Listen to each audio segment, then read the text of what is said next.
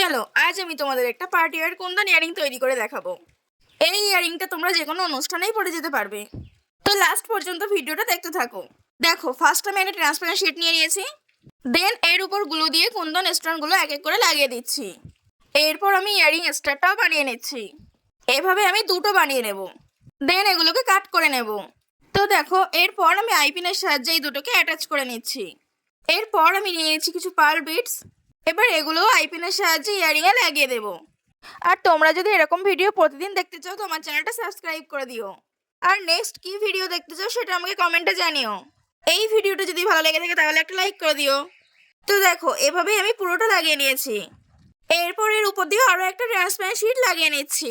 আর শেষে ইয়ারিং স্টারটাও লাগিয়ে দিচ্ছি। এভাবেই আমি আরও একটা বানিয়ে নিয়েছি। তোমরা আমাকে কমেন্টে জানিও এটা কেমন হয়েছে। ভালো লেগে থাকলে একটা লাইক করে দিও।